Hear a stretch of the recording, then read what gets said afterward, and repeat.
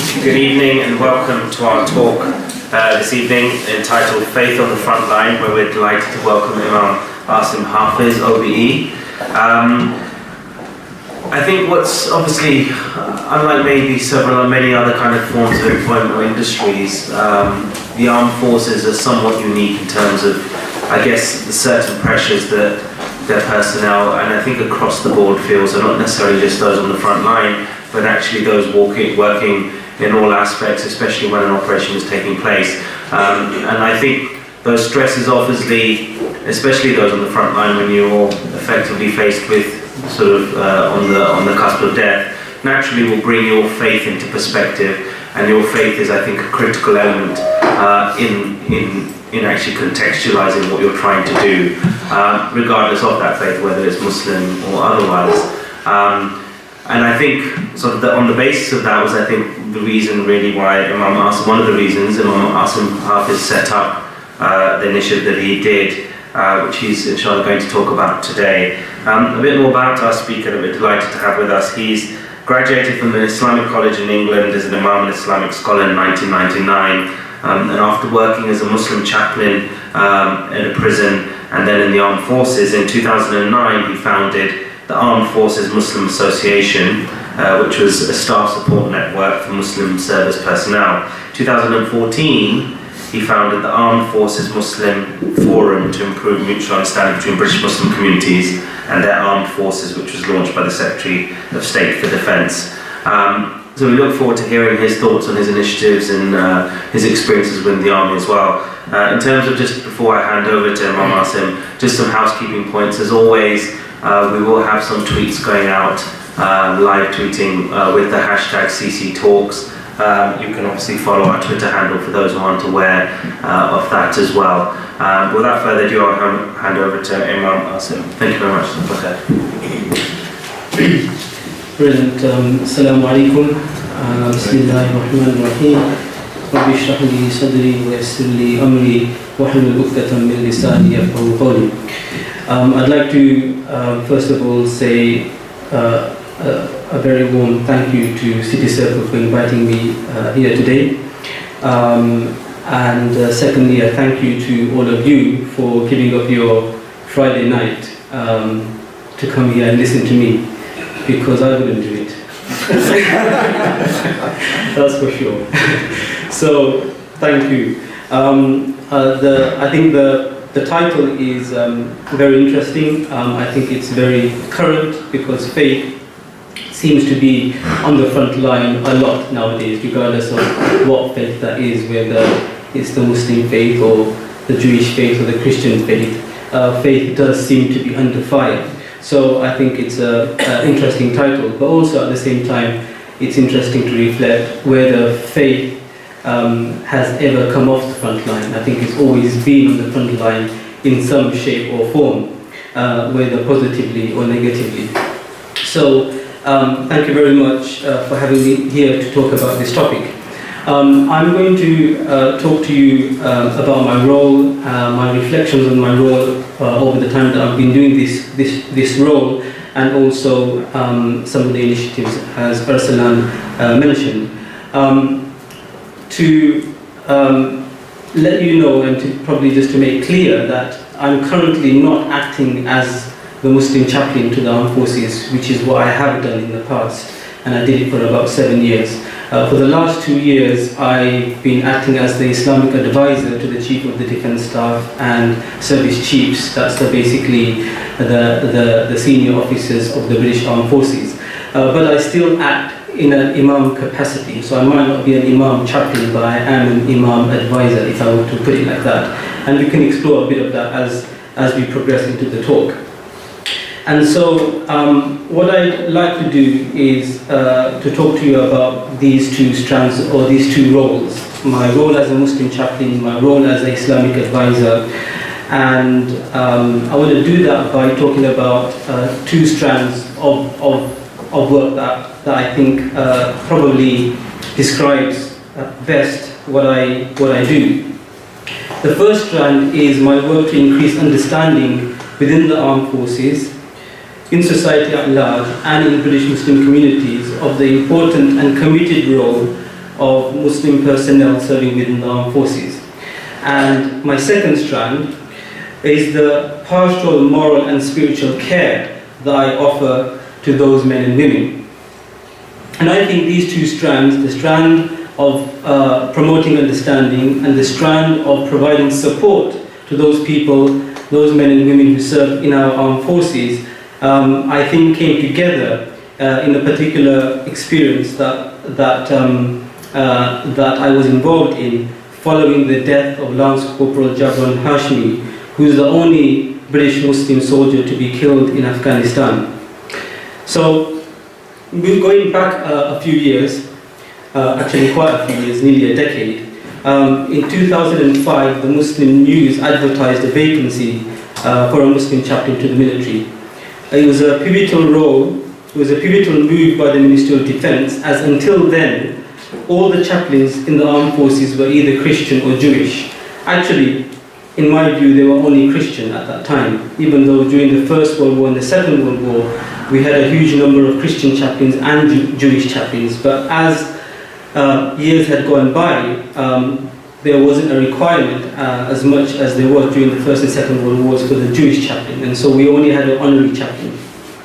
And so in 2005, the Muslim chaplain was recruited, and he was recruited alongside the Buddhist, Hindu, Sikh chaplains. This paved the way for military chaplaincy in the UK to, for the first time, begin to contemplate and reflect on pastoral care and religious practices of military personnel from a multi-faith perspective. At the time, I was in my third year of service as a prison chaplain at Her Majesty's Prison Wandsworth, having previously worked as a healthcare chaplain. So I was quite excited when I saw this role advertised in the Muslim News, and so I raised awareness amongst my Muslim colleagues in a variety of sectors of this new role in another important institution in British society. To my surprise, and actually when I reflect now, I don't know why I was surprised, but I was surprised. To my surprise, the response I received from my Muslim peers was not at all favourable. You can't work for the military because all they do is kill people. You're not allowed to work for an organisation that is killing other Muslims in Iraq and Afghanistan. And there are no Muslims in the military, right? These are just some of the responses I received. Though others were hesitantly supportive of this new role, they were not prepared to apply and serve in this very misunderstood sector of the British establishment. I was shocked at the resistance, and it was this that made me more resolute to consider the idea of being the first Muslim chaplain to the military.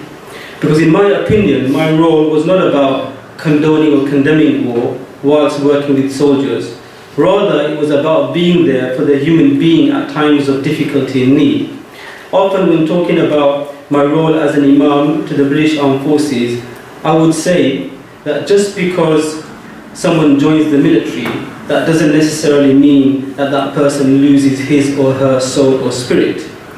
Anyway, all these interesting comments actually created in me a sense of responsibility and a duty to God and society, and a kind of a calling.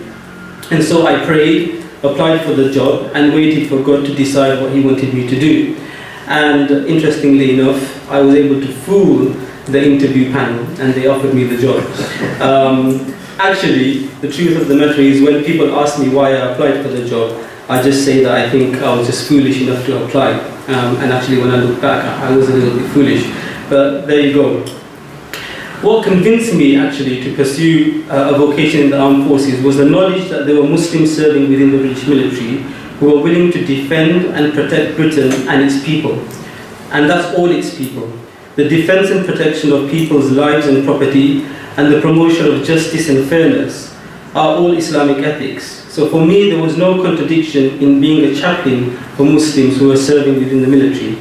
It was important that just as all personnel in the British Armed Forces, they were also able to access religious, spiritual and pastoral support and guidance from their own faith perspective.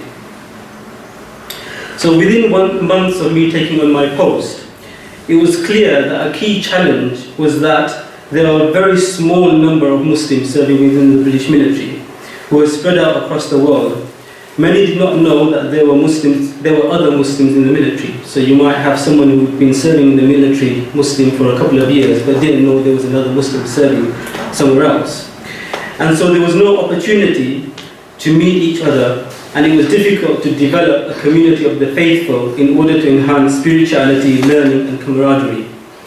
So the first thing I did to address this was introduce an annual Armed Forces Moral and Spiritual Development course at Amport House, which is a military establishment. And secondly, the annual Armed Forces Eid Gathering. I'm happy to say that over the last 10 years since these began, there hasn't been a single year when these two events have not been delivered. And the reason why I tell you about these is not because I want to tell you how good I am. What I want to tell you is how good the armed forces are, that they actually allow these kind of activities to take place in work time. So these individuals would actually come away from work for 3 days, attend Amport House, and actually go away morally and spiritually revitalized. Secondly, as part of a long-term approach, I set up the vision of founding a group which would be able to meet the special needs of Muslims serving within the military and Muslim veterans too. And this was to be done with the best interest of the armed forces at the core of the group. The group functioned on an ad hoc basis until October 2009, when it was officially inaugurated as the Armed Forces Muslim Association, which you heard earlier. And it was inaugurated by the Chief of the General Staff. And for people who don't know who the Chief of the General Staff is, that's the head of the army, General Sir David Richards.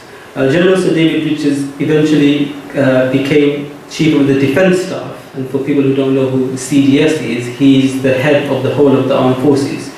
And now he is a peer in the House of Lords, who also very kindly agreed to become its founding patron. Many argued that the Armed Forces Muslim Association was divisive, as it separates Muslims in the military from the rest, that it distinguishes between people in an organization where uniformity is so crucial. It encourages personnel to be Muslim soldiers, sailors and airmen, rather than just soldiers, sailors and airmen. Though I can appreciate these concerns, in my opinion, the Armed Forces Muslim Association was not about division, rather it was about cohesion through creating awareness, building bridges, enhancing welfare, and increasing networking amongst Muslims in the military. The Armed Forces Muslim Association was about building confidence, boosting morale, and encouraging retention. The Armed Forces Muslim Association would reinforce the moral and spiritual values which the Armed Forces promote through its core values and standards, while also enabling personnel to be good British Muslims and good British soldiers.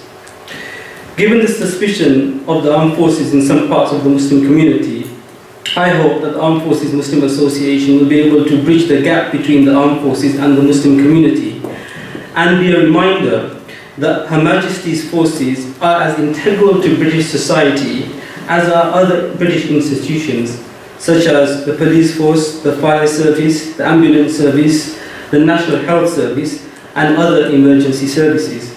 They are there to serve this nation as a whole, including the Muslim community.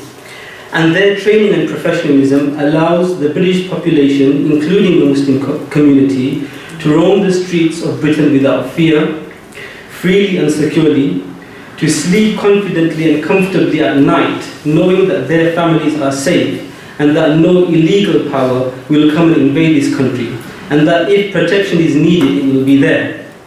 It is exactly this training that the armed forces receives which protects the freedoms that we have in Britain, including the freedom to be Muslim. Just moving on a little bit, nationalism and patriotism are values that are compatible with Islam and Islamic teachings. There is a famous Islamic saying in Arabic, Hubbul Watan min al-Iman. The love of your nation is part of your faith.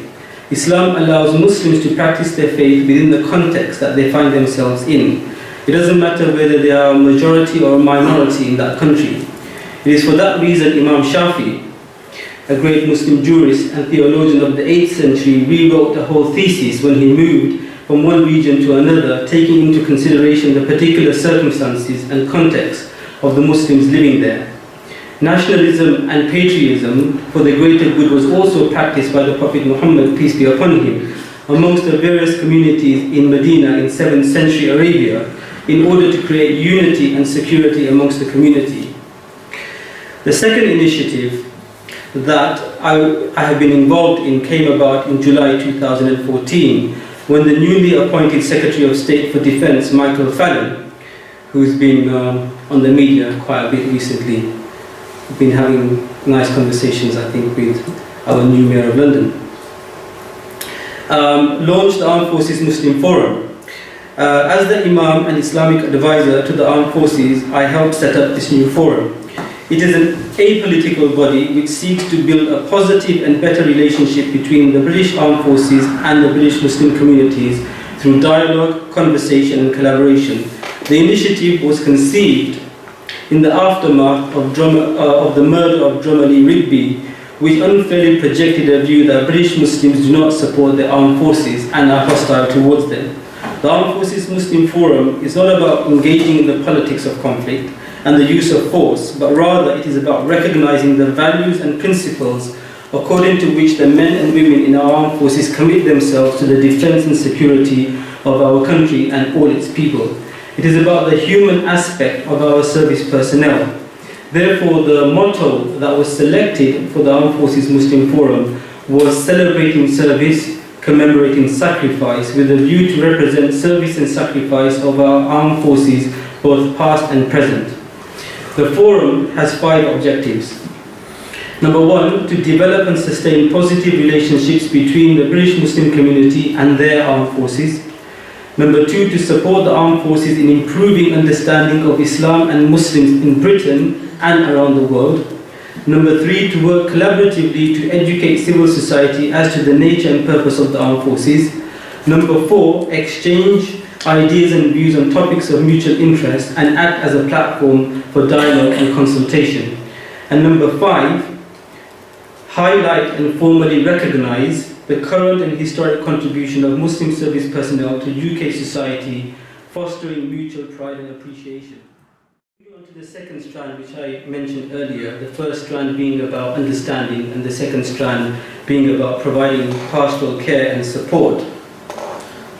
The support provided for Muslim personnel in the armed forces is rooted in pastoral care, despite a common perception that imams do not play a significant role in pastoral care, and that it is not a key element within the role, whereas there is a strong tradition of pastoral care and support in Islam for the vulnerable and the needy.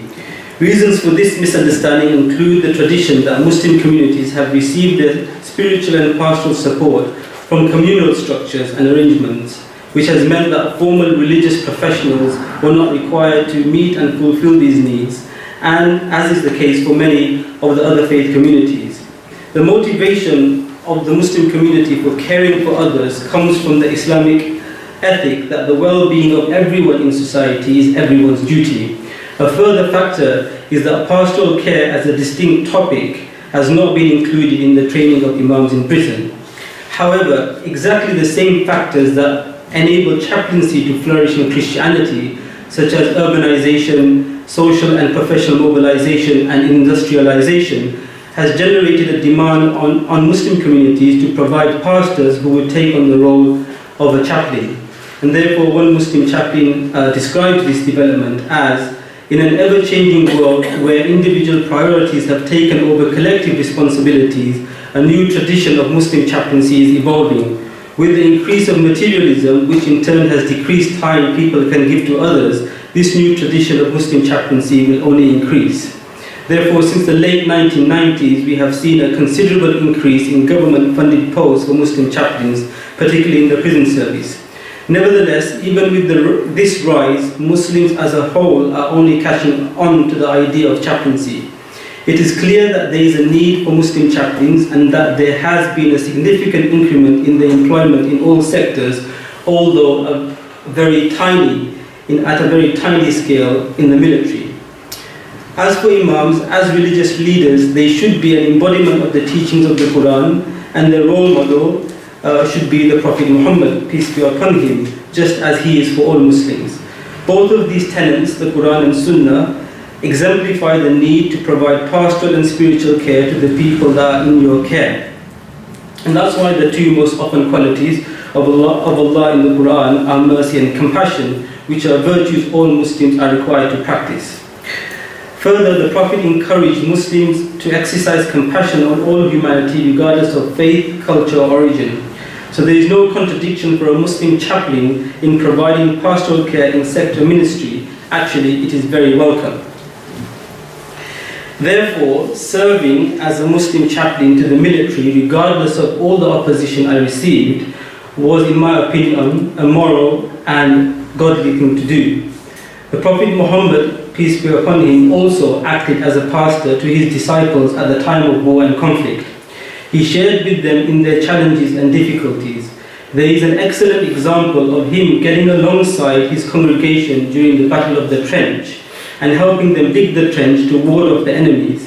When his companions shared with him that they had tied a rock to their stomach to relieve the pain of hunger, he lifted up his shirt and showed them, whilst they had one rock tied to their stomach, he had actually in fact had two rocks tied to his stomach due to the severity of hunger and lack of food.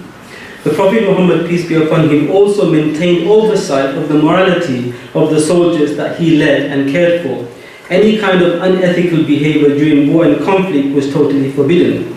An example is when Usama bin Zayd, a companion of Prophet Muhammad ﷺ, killed a man who claimed to be surrendering as he believed he only did so to save his own life.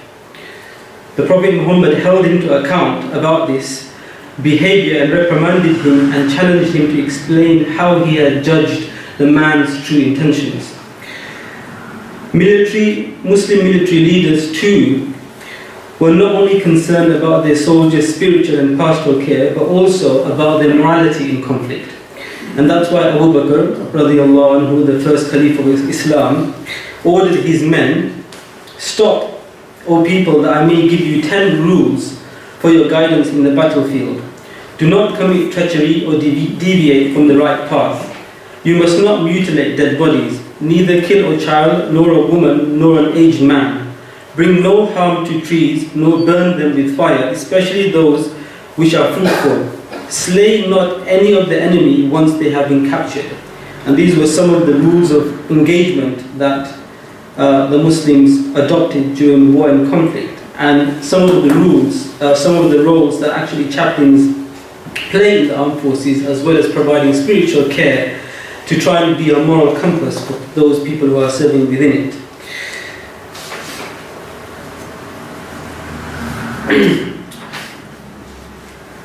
One of the most difficult pastoral events I have ever had to deal with occurred within months of my assuming the role of Muslim chaplain to the armed forces in 2006. It clearly illustrates the way in which I work both to provide support for Muslim personnel and their families and to improve understanding of their role in the armed forces, including within the Muslim community. On the 1st of July 2006, 24-year-old Lance Corporal Jabron Hashmi became the first and only British Muslim soldier to be killed in action in Afghanistan. He was hit by a rocket-propelled grenade in an attack by the Taliban. Jabron was then only one of a few hundred Muslims serving in the British military, and his death gained major media coverage. Jabron felt to serve in the army and his country. Jabron felt privileged to serve in the army and his country as a British Muslim. His decision to join at a time when the British armed forces were engaged in Muslim countries, in my view, was a courageous and selfless act. It was my role to support his family during this terrible time, which was both a great honor as well as a huge responsibility. Unlike other bereavements that I've been involved in, the unique circumstances surrounding Jabron's death magnified the situation. There would be members of his own community who would question his sacrifice and the nobility of his actions.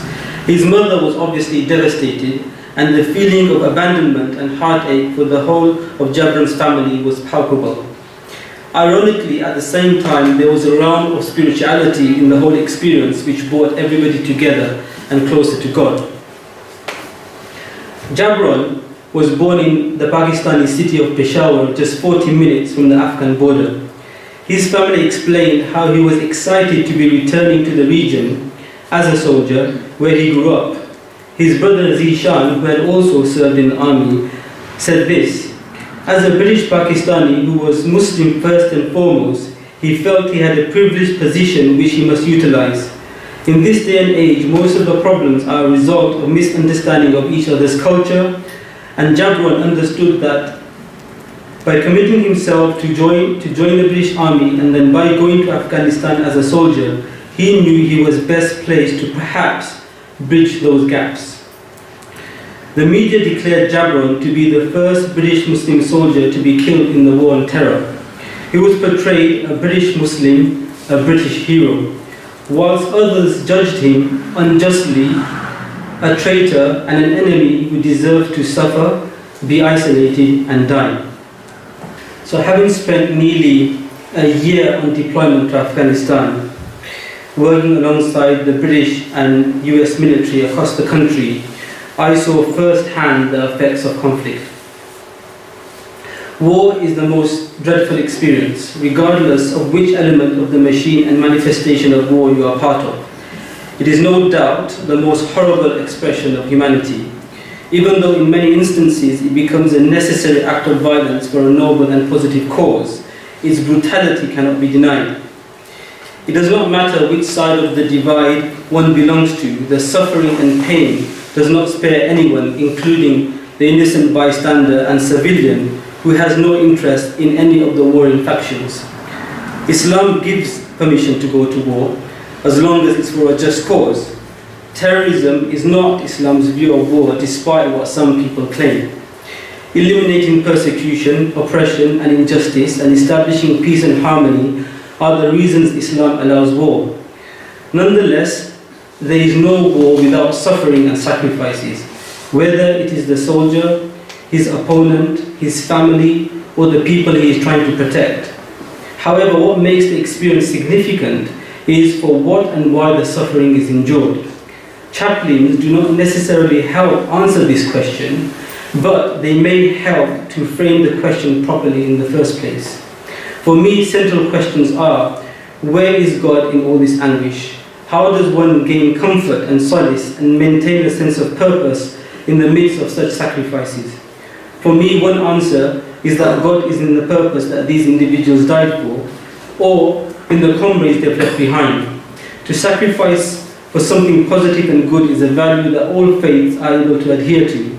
Sacrifice is an ethic that doesn't stand alone, but is underpinned by numerous other values, which allows us to make the right choice in the right place at the right time. And each of the stories of Abraham, Moses, Jesus, Muhammad, and that of Jabron teach us that in order to preserve and promote the values and principles that one believes in, sacrifices, and on occasion tough sacrifices, will have to be made. Pastorally, Jabron's death raised a number of chaplaincy and theological questions for me and the Army Chaplains Department too. The death of a British Muslim soldier during operations was probably something we had not encountered since the Second World War. How would his faith needs be met when we only had one Muslim chaplain to the forces, and at that time he was UK based? How would his faith be represented publicly but also within his regiment? How would his faith fit into the structures that were predominantly established for a Christian soldier? The first hurdle at a time when there was only one Muslim chaplain to the forces was how would Jabron's faith be represented in an operational environment where theoretically no British Muslim chaplain was deployed? Excuse me.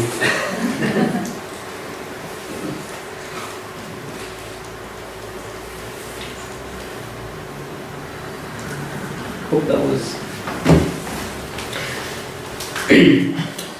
So, how would his faith be represented in an operational environment, especially during vigil and ramp ceremonies? And this is when bodies are repatriated from an operational environment back to the UK, where the chaplain provides a focal point for acts of remembrance and prayer. Fortunately, during Jabron's repatriation from theatre, the first Canadian Muslim chaplain was posted to Kandahar airfield and was able to step in to represent his faith at this important time. it was either a coincidence or divine intervention that he was available. In 2014, I met Captain Suleiman Demire, who was the first Canadian Muslim chaplain who presided over Jabron's ramp ceremony. And for me, meeting him provided me with a sense of completion of my pastoral involvement in Jabron's case. Every attempt was made to hasten Jabron's repatriation from Afghanistan, with the military authorities advocating that every minute that his return was being delayed beyond 24 hours would be in violation of his religious needs to be buried within a day. This would also trouble his family, who are a devout Muslim family. However, it was understood that repatriating the deceased from a conflict zone was not an easy task, and that he would be repatriated when it was safely to do so. Another challenge occurred when I was told by the Royal Army Chaplains Department that I would not be allowed to stand on the tarmac and pray for Jabron as he was dismounted from the aircraft at RAF Brize Norton in Oxfordshire.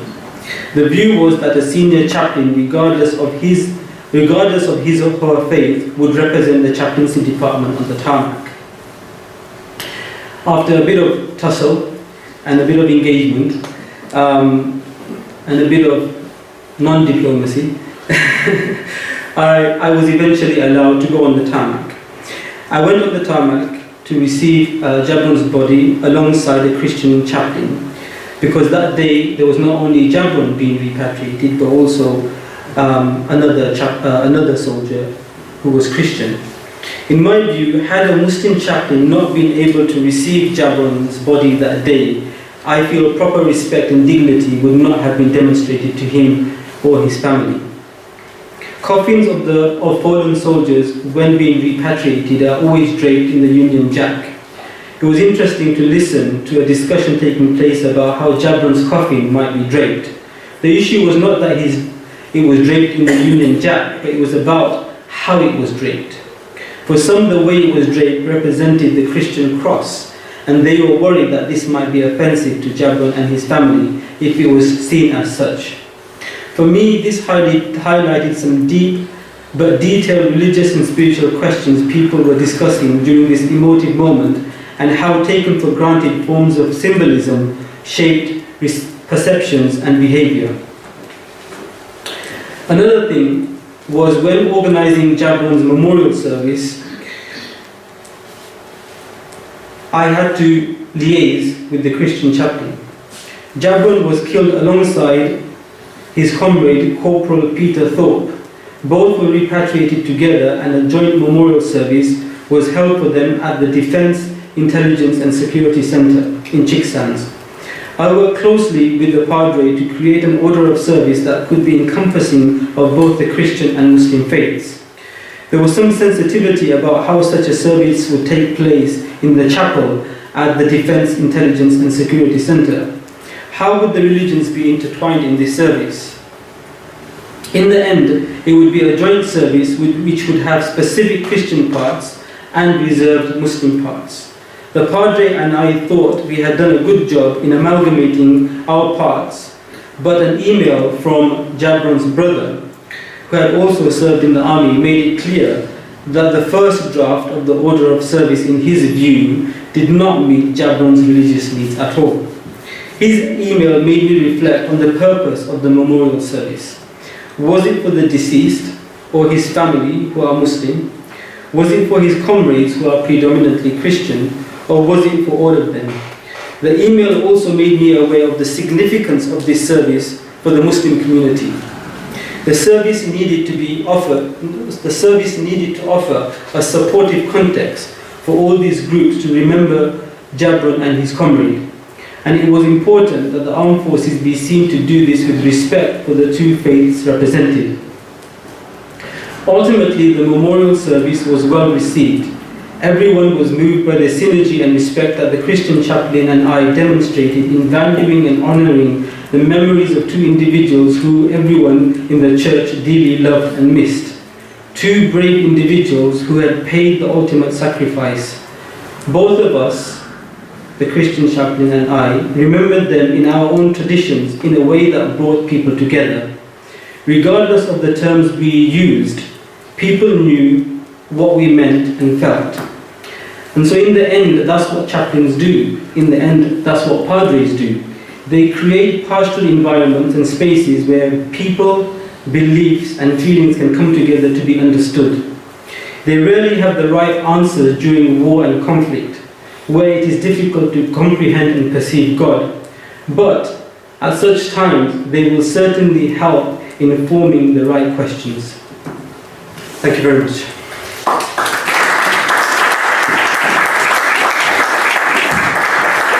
Thank you very much, Muslim. So we now have a chunk of time for questions. The usual house rules are that we do welcome comments, but obviously if you keep them somewhat brief. And if you've got multiple questions, maybe just ask one, and then if there's time, you can always put your hand up and ask another one as well. So, who wants to kick it off? Gentleman at the front. Well, Imam Asim, I think that was most inspirational. Especially your role in bringing the two, well, bridging one faith to another faith.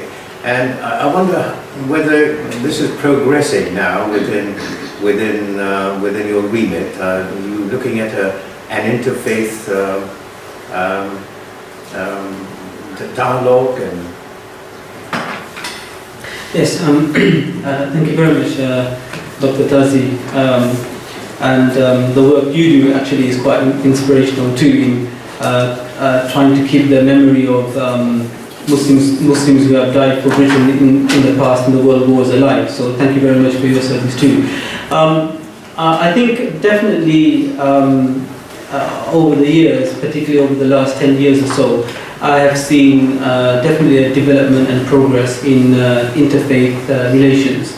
But not only that, I think the fact that, talking about it from a military perspective, from a defense perspective, the fact that the armed forces have been engaged in two conflicts over the last 15 years, which were in countries where faith was a central pillar of that community, has actually made the armed forces more religiously conscious.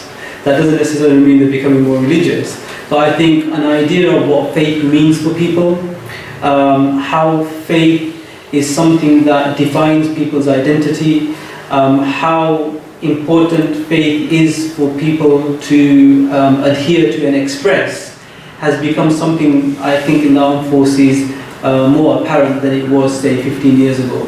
And also due to the fact that globally conflict and violence is being defined through faith, means that I think people are beginning to make a stronger effort in trying to decipher what is faith as a lived faith, as something which gives people a spiritual compass, which gives people a grounding in understanding how they live their life, rather than faith, which is something used potentially as a political tool. Thank you very much. Yeah, gentleman with the hat on. Yeah. What's up? A couple of things. First of all, you mentioned about Muslims serving Britain in the army. My main question is, well, a couple of things. First of all, is that if you think as a Muslim, we are put on as here for a purpose, which is to serve Allah and to serve Islam. So as a result, for instance, what you were saying about serving Britain, surely there would be instances where there might be a clash of priorities or clash of ideologies. I'd go further to say that there might be instances where, as a result of being in the British Army, we may engage in something which Islam forbids us to do. My main concern, one was to challenge you on, you're the first Imam who I've ever heard say that nationalism is allowed in Islam. And I was actually, I was quite trying not to laugh out loud when you said that. I'm sorry, I shouldn't really say that. But anyway, because, I mean, the beauty of being a Muslim is we don't recognize or we don't class anyone according to their colour or nationality or background. When you go for Jum'ah or when you go for Hajj or Umrah, I don't say, I'm not going to pray next to you because you're in the same country as me. There's a lot of evidences which I can't go into because of lack of time, but there's hadith, where it clearly states that nationalism is strictly forbidden in Islam and haram. So I would like you to provide more evidence where it's actually allowed. Okay, so I'll just quickly summarize because it's obviously quite lengthy. There's two, I think, points. So one is the point to do with whether there occurs effectively conflict in genders, and the second one is the comment you made about sort of reconciling nationalism with the religious tradition. Thank you. Regardless of what faith you are, if you're serving within the armed forces, it would be natural that on occasion you will come across very strong moral questions about your role. So I don't think this is necessarily restricted to Muslims. The armed forces are about carrying out acts of violence, basically, and it's about ultimately being trained to take another person's life. So the idea that people who are serving within the armed forces don't have moral challenges is probably not accurate. I mean, it doesn't matter who you are, there'll be occasions when people will be challenged with what they are being asked to do and when they're being asked to do it. But I think one thing is I can say about the British Armed Forces with my experience is that the British Armed Forces has clear values, it has clear standards, it adheres to the international law of armed conflict, it adheres to the Geneva Convention, it has rules of engagement, it tests all its soldiers, sailors and airmen on an annual basis to make sure that they meet those standards and values, and if they don't, they are asked to leave the military. And all these values and standards, the international law of armed conflict, the Geneva Convention, the rules of law, all of these are identical, if not extremely similar, to the rules which the Prophet Muhammad ﷺ put into place when he went to war. So for me, I think there's no contradiction in a Muslim serving in the British Armed Forces. Well, the one way I would put this is, for example, if one were given a choice to join an unjust Muslim army or a just non-Muslim army, which army would that person choose to join? The answer is very clear. The individual would join the just non-Muslim army, even though that army is Muslim. But you can't join the army if it's unjust.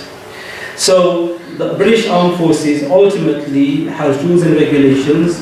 Its basis of existence is to protect Britain and its people and its interests.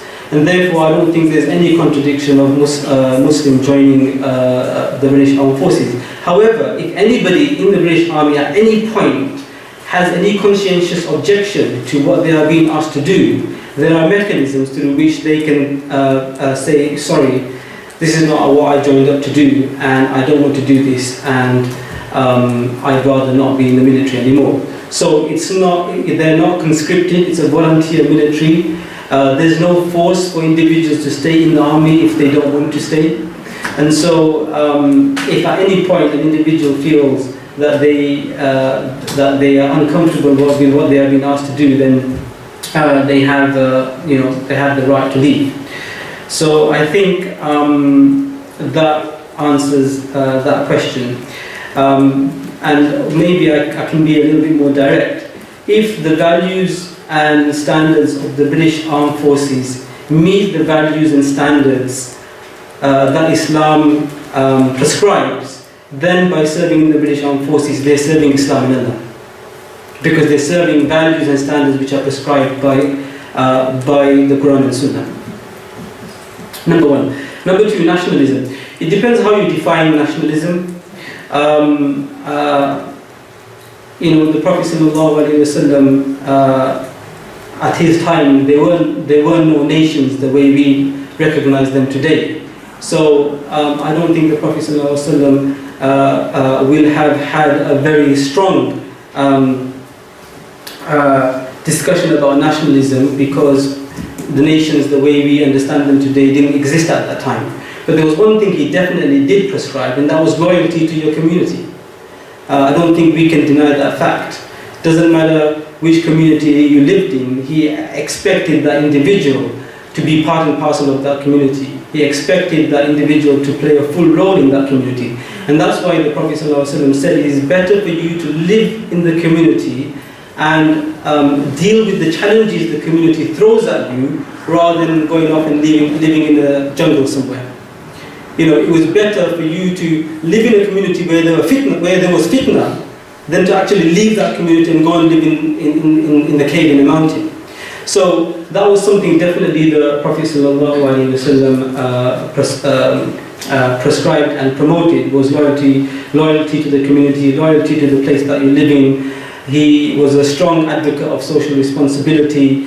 When he went to Medina, the first thing he did was set up the Medina Charter, in which he allowed people of different faiths, cultures and religions to come together under one banner. It was a kind of a constitution which brought people together. And he was very loyal to Medina, even though on many occasions he said, I miss Mecca badly. I wish I was back in Mecca. When he thought about Mecca, when he thought about his birthplace, he cried. He dearly loved Mecca, but now he was in Medina now. He was living in Medina, and he said, this is my home, this is where the people help me. This is where the Ansar and Muhajirin are. And so he stayed in Medina, even though he loved Mecca so much. Even though he went back to Mecca and conquered Mecca, he didn't say, okay, I'm back home now, I'm going to stay here. Actually, he set up his roots in Medina, and that's where he went back. He saw himself as a citizen of Medina. And actually, now when you look at the hadith, and you look at the seerah, the Prophet ﷺ is described as Madani. He's not described as Makki, even though he was born in Mecca. His roots in Medina are much more stronger than they were, say, and his description and his affiliation with Medina is definitely much more stronger in his later life than it is in Mecca, because that's where he was able to go, and that's where Islam and his message was able to flourish. So nationalism, in the sense of blind nationalism, where you forgo everything else besides the stovepipe way, I think is obviously anything which is taken to its extreme is bad, but anything in moderation is good. Thank you very much. Have the gentleman here. Thank you very much. Where you're situated is an opportunity to witness for Islam. Can you describe what impact you think you've had upon the Christian chaplaincy in the army just by being there, and what you've done, if any?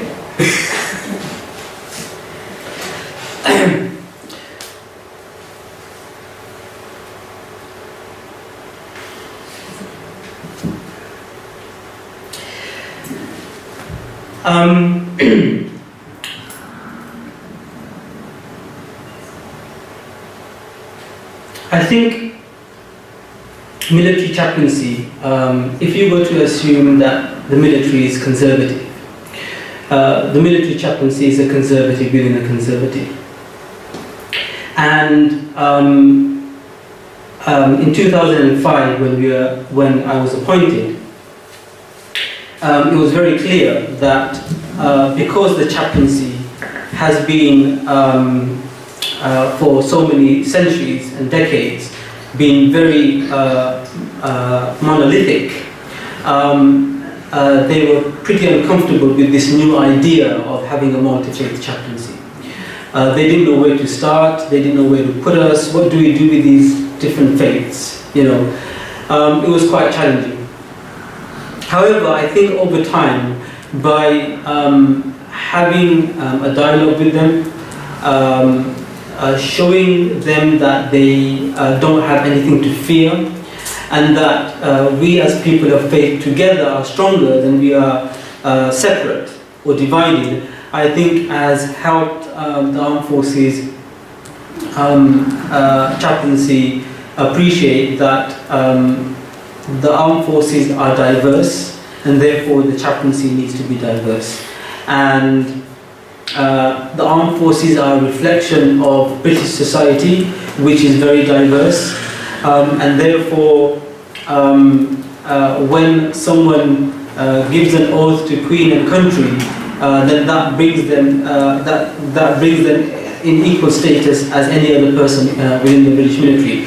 So I think with just the fact that this chaplaincy, which was very monolithic and very Christian-centric for so many decades and centuries, just the fact that they have now diversified, not diversified to the extent that I would like them to, but the fact that they have diversified and now that they've had to think beyond just the Christian tradition, I think has helped them to become more inclusive. And I hope that over time we will see chaplains of all faiths in uniform, the same way all Christian chaplains are in uniform. Do you have any particular experience on that topic? No. No. Okay. Yeah, lady there, thanks. Yeah. Thank you very much for your talk. I learned a lot, and I'm definitely glad I gave up my Friday evening. Just two things, but hopefully very quick. First, the Muslim community in Britain is obviously incredibly diverse, and there's a multitude of religious interpretations, for one thing. And I was wondering how you, in your work and that of your association, manage that diversity, and if it presents challenges or opportunities. And secondly, with Lee Rigby, and I believe I'm right in thinking there have been plots to kill Muslim soldiers originating in the UK. And I was wondering about the effect on serving Muslims and their families, and your experience of that. Thank you. So, if I understood correctly, your first question was about diversity, and it was about diversity within the Muslim community in the armed forces, or diversity in general? Within the serving Muslims that you're working with, yeah, in terms of interpretation. Yes, it's an interesting question. I think in the armed forces, we don't discuss the details of faith the way that we might see in society, and so people say they're Muslim and they join the association and they come together to worship and they respect each other for who they are and what they believe. There is no, I don't think there is there has never been a need to manage it in any way. You know, I think people in the armed forces are taught to respect each other, and I think that the idea of respect is brought within the association, within the Muslim community too. So, to tell you the truth, I think that diversity definitely is a plus, is a positive. I think it gives us an opportunity to engage with different cultures, different perspectives on belief that individuals might have about particular issues. But I don't think it's ever been any kind of impediment. It's actually not an issue. You know, I'm struggling to answer it because we've never even thought about it. That's how much it's a non-issue in a sense. The issue about threats, there's been threats made to Muslims who are serving within the armed forces. I think not just Muslims. I think just military personnel in this day and age have to be extra cautious about who they tell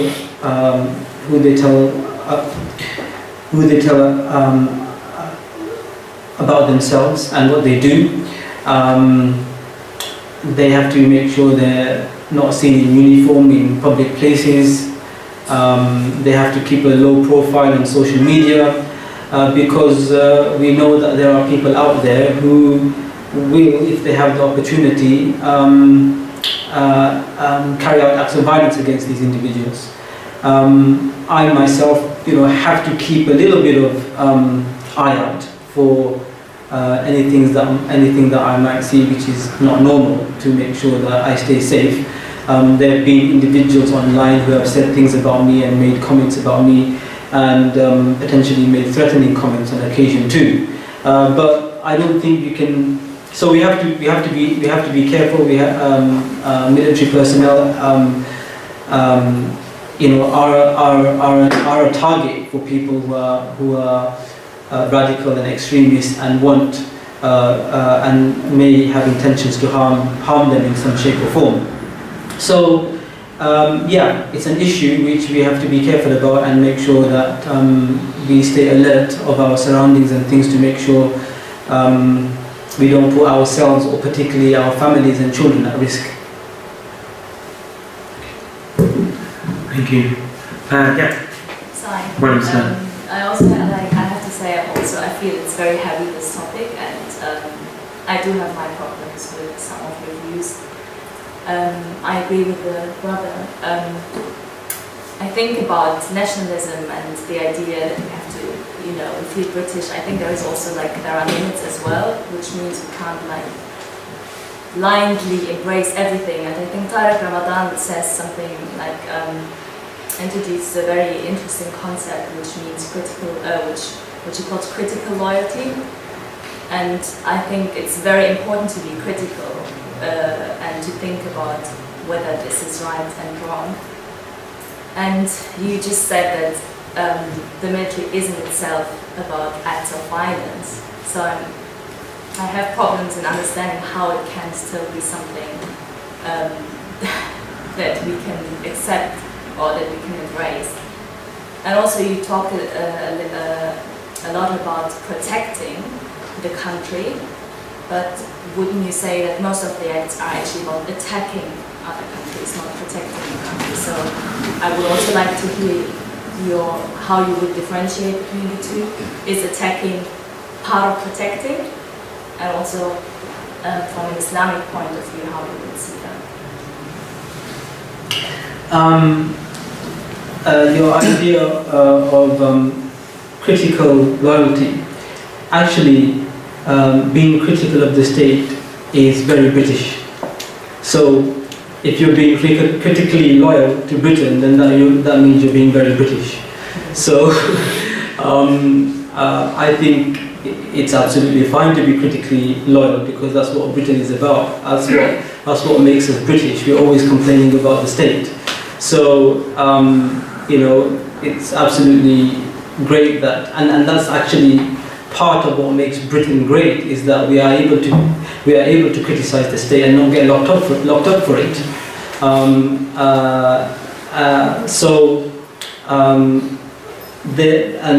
The fact that we live in a democracy allows us to be loyal to the state and at the same time hold the state to account. I mean, there are many parts of the world you can go to and you can't do that. You just have to plainly be loyal, and if you try not to be loyal, then you know where you're going.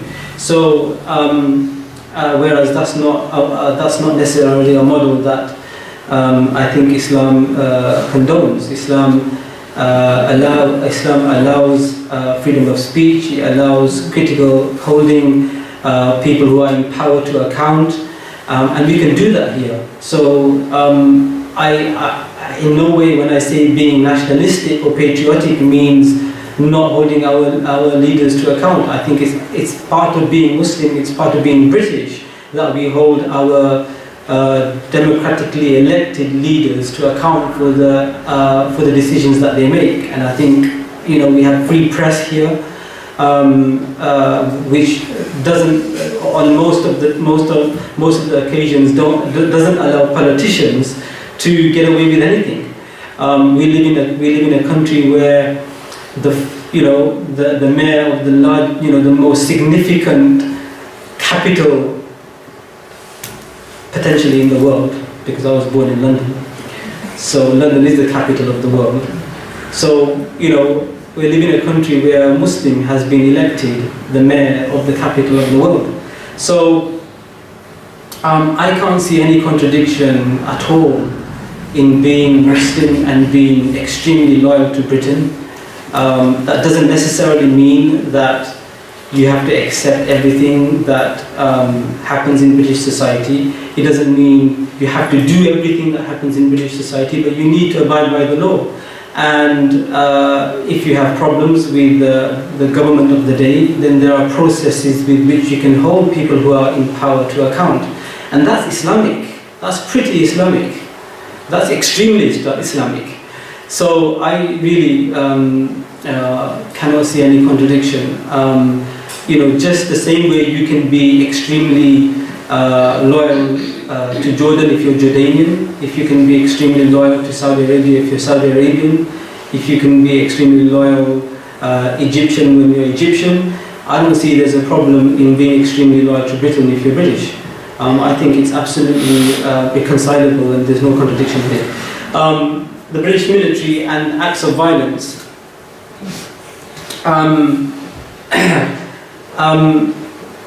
You know, that's another interesting topic, because Islam is not a pacifist religion. Islam is not a pacifist religion. Actually, Islam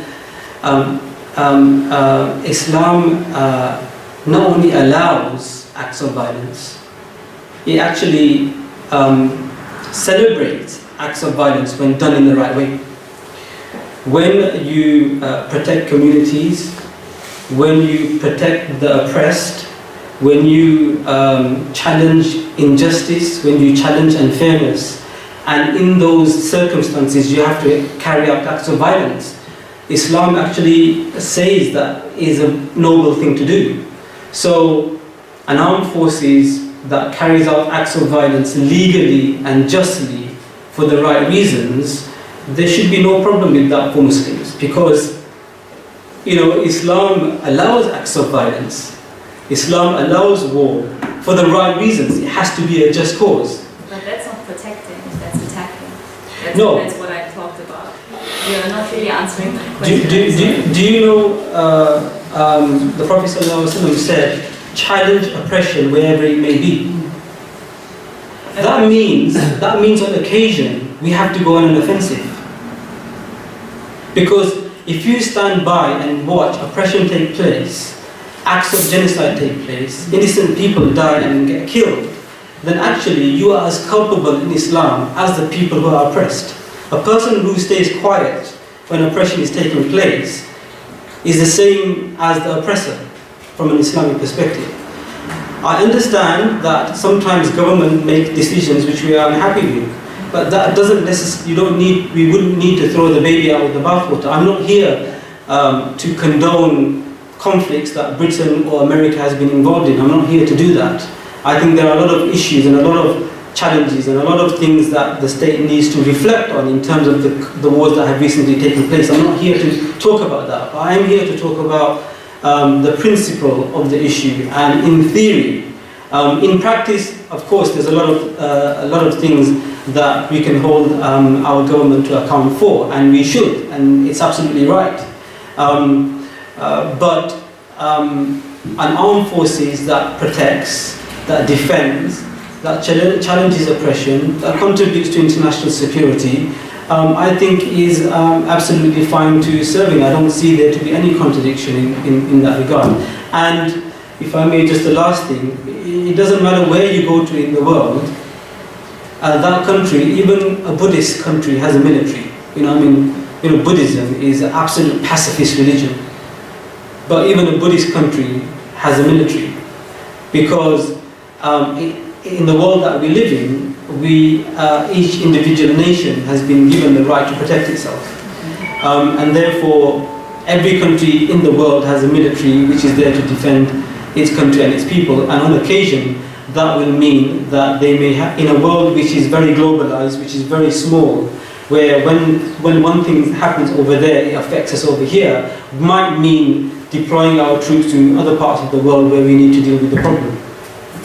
But just as a maybe as a follow-up, I think there's been a lot of talk on theory and practice, but I think maybe the kind of issue is that theoretically people would agree on the value system about peace and removing oppression. But I think maybe the issue that many people have, and this could be the reason why there may be more Muslims in the army, is certainly over the last, let's say, decade, last 2 decades, the practical manifestation of that has been certainly somewhat suspect. You could argue that involvement, the British Army's involvement in certain regions has probably caused more instability and more kind of issues on that side. And at the end of the day, you would be working, the reality is you're as an employer, you're working your job effectively. The practical manifestation is you would be killing Muslims, and you are, and often civilians, despite trying your best not to, the concept of collateral damage. So I think that's the issue. It's not sort of a theoretical thing, and perhaps that things were more clear cut in wars of past, or if you take the Second World War, where there was a clear oppression that needed to be.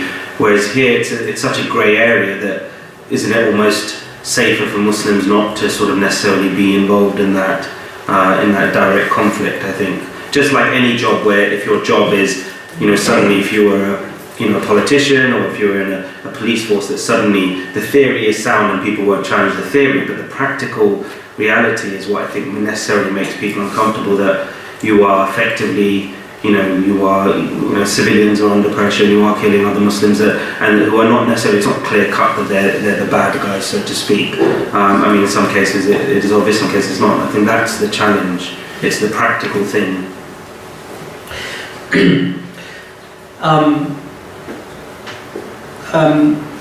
First and foremost, what's the alternative? We don't have any militaries. That's the question here. What's the alternative? Do we not have any militaries? I would be the first person to stand up and say, let's not have any militaries. But we know that that's not going to happen.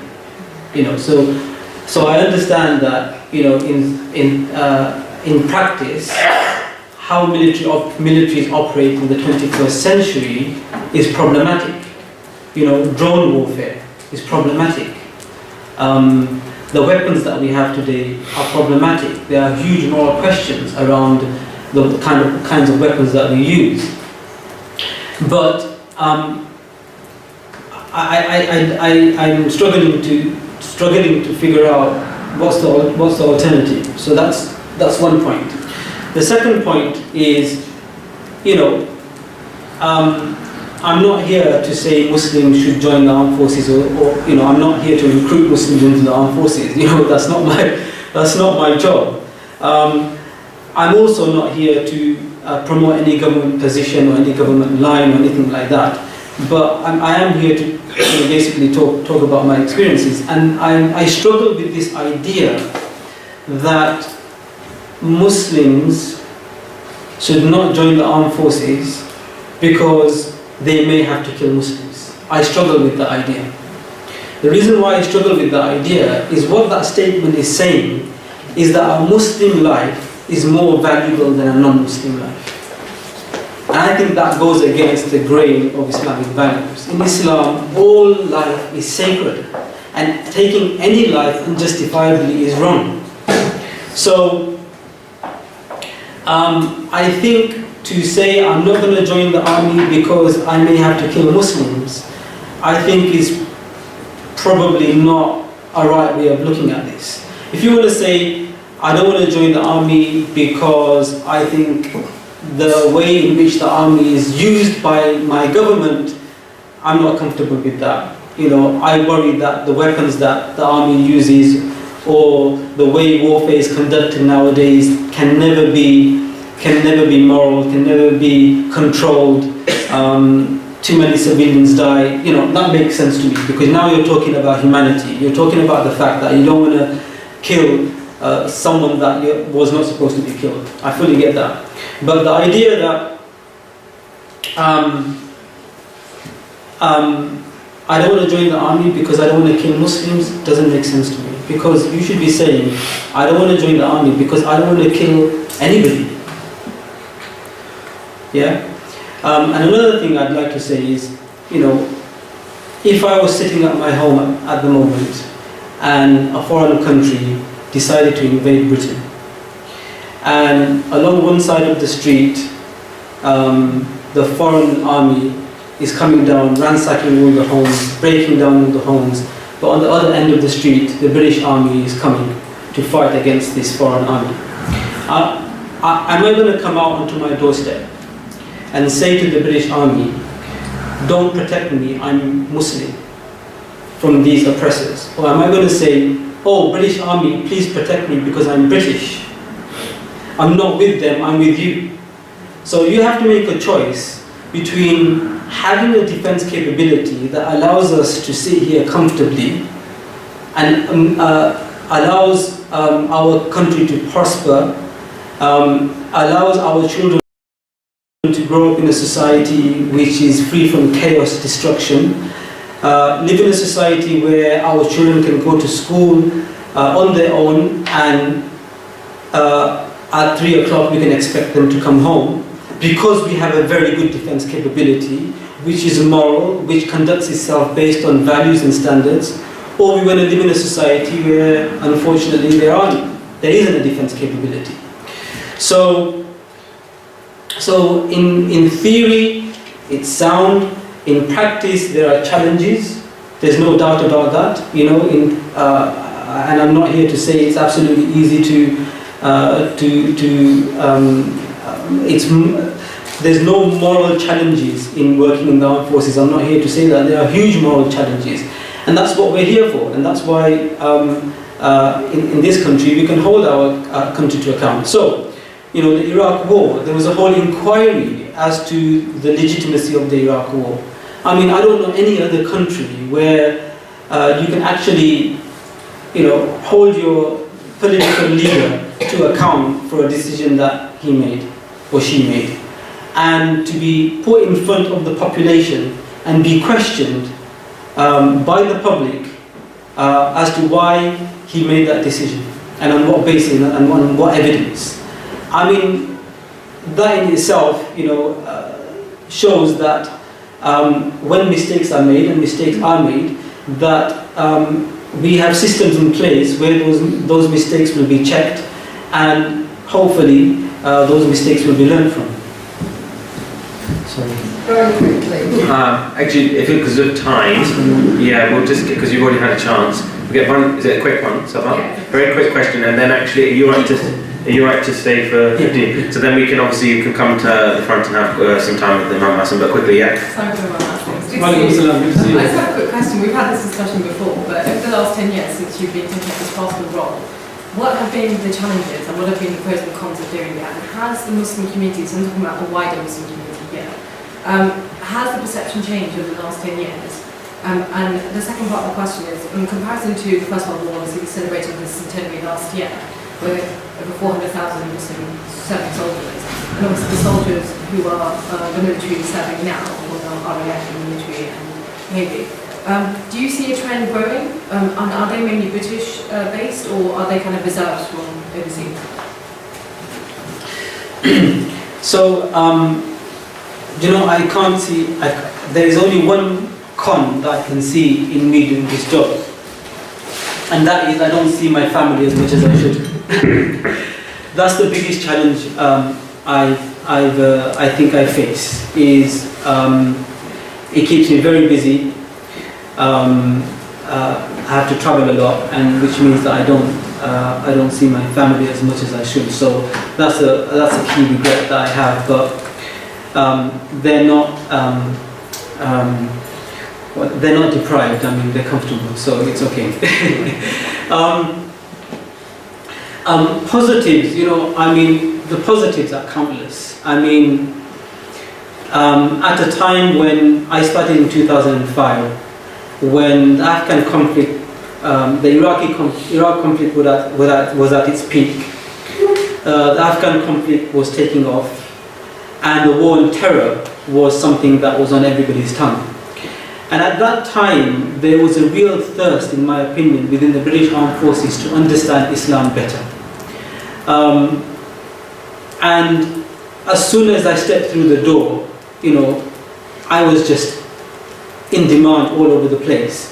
That's not because I was some kind of superhero, but because the credit goes to the armed forces really, because they said, oh, we have an imam of our own now, and we need to learn from him. We need to learn about Islam. We're going into Muslim countries. We're going into places where religion plays an important part, and we don't want to get it wrong. And so, I was invited to various parts of the armed forces in the UK and overseas to actually go and talk to them about Islam and help them decipher between what is faith as a lived religion and what is faith when it's abused for a different political tool. And so being in a position, being inside an institution which many people will see as a closed institution, to have an opportunity to be within it and to be able to engage with people within it has been extremely rewarding. And the best moment that was the pinnacle of this sort of rewarding experience was when I sat with the Chief of the Defence Staff, and he said to me, Asim, people like you are important for me, because the role of the armed forces is not only to fight wars, it is also to prevent wars. And people like you are important to me because what you do is you help us to understand in a way that helps us to prevent the escalation of violence. So this idea that the armed forces are sitting there with their sleeves rolled up, ready to go, guns blazing, is absolutely incorrect. Because when the head of the armed forces says to you, you are important to me, and what you bring to the armed forces is important to me, because the armed forces are not only about fighting wars, they're also about preventing wars. For me, was just amazing. I mean, it was very, very emotional when he said that. The other thing you mentioned was perceptions. Yeah. I definitely think perceptions of the armed forces have changed, and I think people are becoming more and more comfortable with the idea that of what the armed forces are asked to do and what they're asked to do and why they're asked to do it. And that doesn't necessarily translate into recruitment, because I think there's two different aspects here. One is the understanding bit, and the other one is the recruitment bit. I definitely think over the last 10, 12, 11 years, the understanding of what the armed forces are about and what they represent has increased. I think people have become more supportive of the armed forces than they've ever been before. Mosques, Muslim schools, Muslim organizations can't get enough of the armed forces. They're opening up their doors and they're saying, please come and speak to our people, please come and speak to our children. We want to build a relationship with the armed forces. So I think that's definitely on the rise. In terms of recruitment, we've got a big problem. The Prime Minister has set a target of 10% by 2020. So he wants black and minority ethnic groups, individuals coming into the armed forces to be at 10% by 2020. And that shows the importance that the Prime Minister is putting on ensuring the armed forces is reflective of British society. Maybe another way we could put it is there are 12,000 Muslims locked up in British prisons, but there are only 600 Muslims in the British Armed Forces. So there's definitely something going wrong.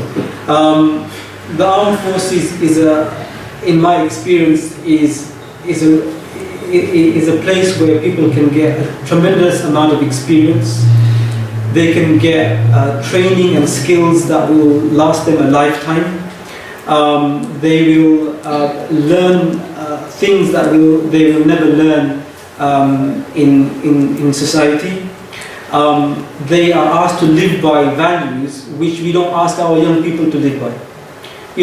Which other organization says to its people that if you can't live by these 6 values, courage, discipline, respect, integrity, loyalty, and selfless commitment, there's no role for you in the armed forces. there's no role for you in this institution. I don't know any other organisation in Britain that says, if you can't live by these values, you have no role in this institution. But we do have organisations that say, if you don't wear heels, there's no role for you in this institution. So it's a role in which I'm sorry. It's an institution in which humanitarianism. This is really shocking for people, but from my perspective, it's an organisation in which the work that you do makes you more humanitarian. It's really odd because you feel that being in the armed forces will make you more aggressive. In my view, the way the military trains you makes you more humanitarian rather than aggressive. And that's because we train people and we get them out of the training establishment at the age of 18, and we ask them to sit at the other side of a weapon, and we say to them, you need to decide when that trigger should be pulled or not. And that's a really big decision that we put on them. And when they deploy to places, they see issues of life and death that we will never see. And because of those experiences, I think they value life much better than other people in society. And they have a perspective of death that people don't have within society. So, I don't know why I went on to that, but I think that if people want to join the armed forces, it's a great career, but I'm not recruiting. Thank you very much, Asim. I believe you're again in position to stay around for about 10. We've got, I think, venue till 9 o'clock if anyone has any follow-up questions. In terms of our next talk, so we are sort of supporting a promotional partner for the National Zakat Foundation on the 19th of May, the Power of Zakat and Transforming the Community. And our next event will be Sectarianism and Peace Building in London, which is an association with the Centre for the Study of Religion and Conflict at Arizona State University. That will be next Friday. The events for up until Ramadan are actually on the website, so you can see them there. Otherwise, as always, we have a donation box at the back. Anyone wants to contribute for the cost of these events, there is a cost to obviously hire the hall, as well as volunteer forms, or if you want to be added to the mailing list. But thank you very much for coming, inshallah. Look forward to seeing you next week. Thank you very much. Assalamu alaikum.